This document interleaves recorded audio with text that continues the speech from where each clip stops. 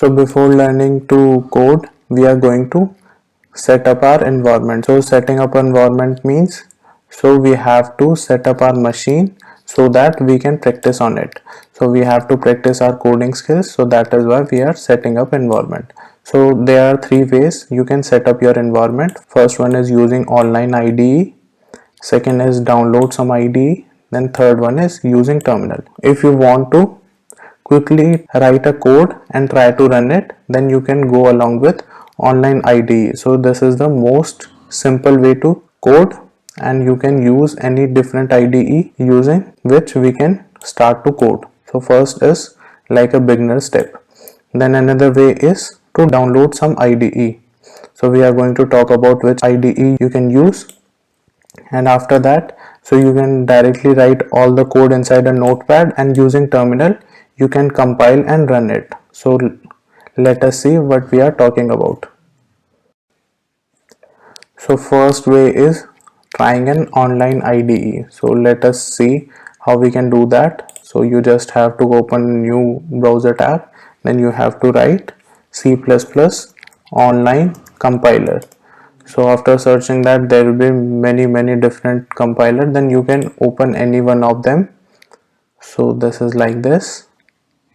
So you can write all your code here, and you can directly press this run button to run your code.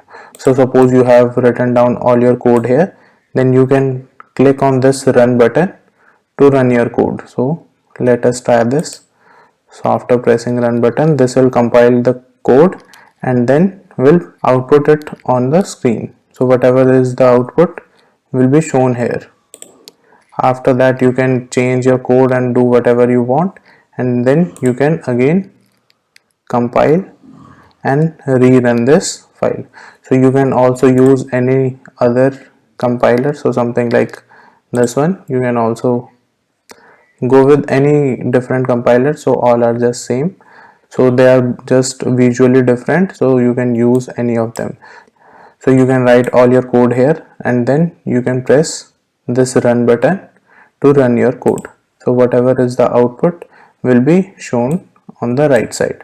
So you can use any of the different online IDE provided.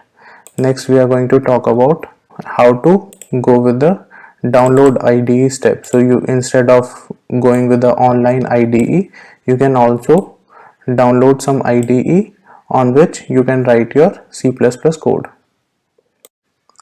So first way was to download an online IDE. So we have already talked about this one. So next one is download some IDE.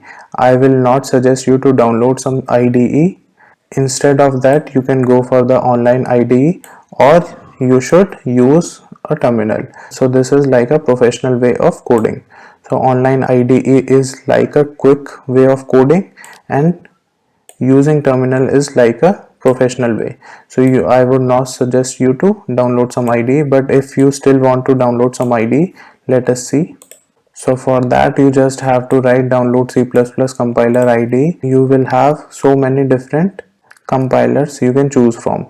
So I will suggest, if you want to download some IDE, you should download Visual Studio.